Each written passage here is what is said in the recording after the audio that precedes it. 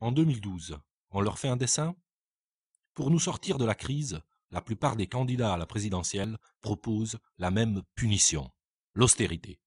Pour eux, il faut réduire les dépenses publiques et surtout diminuer l'argent consacré aux salaires. Ils prétendent qu'il faut améliorer la compétitivité en baissant le coût du travail. Ce n'est qu'un prétexte pour prendre 13 milliards dans la poche des ménages et les offrir aux actionnaires. C'est ça, leur TVA sociale. Baisser la contribution des entreprises et augmenter la TVA ne va pas résoudre la crise, ça va l'aggraver. Le problème n'est pas le coût du travail, mais la cupidité des marchés financiers. Mais ça, les libéraux ne veulent pas l'entendre. Ils préfèrent leurs vieilles recettes. Contrats précaires, gel des salaires, ou alors pire, réduction des salaires.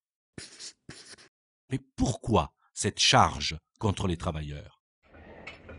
C'est simple. Comme la crise est en train de gripper la machine économique, elle menace de réduire les marges exigées par le capitalisme financiarisé. Il faut donc bien trouver une manière pour garantir la pérennité des profits exorbitants. Et alors, on rogne sur les salaires, bien évidemment, ou on nous fait travailler plus longtemps pour le même prix. Au secours, Marx revient. Bonjour, on m'a demandé de faire une petite explication. Nous croyons naïvement que si nous travaillons 8 heures dans une journée, nous sommes payés pour ces 8 heures. Nein, en réalité, durant une partie de votre journée, vous travaillez gratuitement. Et ce travail gratuit, ce surtravail, c'est le profit du capitaliste. Quand le capitaliste vous dit négocier le temps de travail, il vous dit vous faire travailler vous plus pour lui profiter plus. C'est la même chose avec chômage partiel, réduction salaire, baisse cotisation sociale, c'est toujours pour sa poche à lui. Pour les délocalisations, c'est la même logique. Le capitaliste cherche travail toujours meilleur marché pour augmenter son profit à lui. La délocalisation, c'est pas la fatalité, c'est le choix politique de privilégier le profit. Et ça, même Keynes le comprendra plus tard. Oh, merci beaucoup, my dear Karl, mais je voudrais en toute modestie ajouter que cette situation est proprement intenable, y compris pour les capitalistes eux-mêmes. Car à force de baisser les salaires, à force de créer du chômage de masse, c'est toute l'économie qui se bloque. Ils sont en train de scier la branche sur laquelle ils sont assis. Je l'avais pourtant déjà bien expliqué dans les années 30. Ya, John, tu as bien raison. Mais l'heure n'est plus à sauver le capitalisme. C'est l'écosystème humain qu'il faut sauver maintenant. Et je crois que le front de gauche a quelques idées. Merci les amis. Pour le front de gauche, cette logique d'austérité n'est pas seulement injuste, elle est suicidaire. Il est possible de faire autrement. Nous proposons d'augmenter le SMIC à 1700 euros brut dès 2012, puis progressivement jusqu'à 1700 euros net en 2017.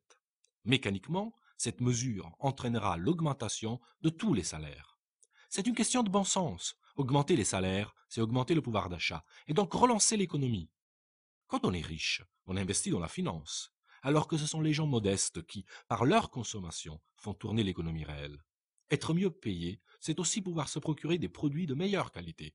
Pourquoi y aurait-il de la malbouffe pour les uns et du bio pour les autres? Il nous faut répartir la richesse pour mieux vivre.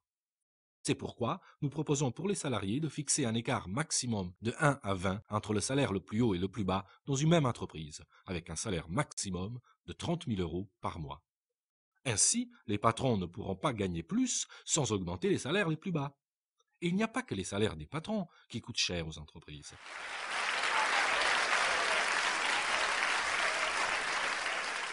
Bien plus que les cotisations sociales, que le discours dominant désigne systématiquement comme un handicap à la compétitivité, ce qui pèse sur le budget des entreprises, ce sont avant tout les charges financières. Ce sont près de 300 milliards d'euros que les entreprises françaises doivent débourser chaque année entre intérêts versés aux banques et dividendes pour les actionnaires. Le Front de gauche s'y prendra autrement. Nous créerons un pôle public bancaire pour une politique sélective de crédit, avec des taux d'intérêt faibles lorsque les entreprises investissent dans l'emploi, les salaires, la formation, la recherche, Et à contrario, nous pénaliserons celles qui délocalisent et jouent la spéculation financière aux dépens des emplois, des conditions de travail et de l'environnement. Nous voyons bien que des solutions existent, mais qu'il faut avoir le courage politique de les porter et de les défendre. Certains mettent la finance au cœur de leurs projets. Nous, au Front de gauche, nous mettons l'humain d'abord. En 2012, on va leur faire un dessin.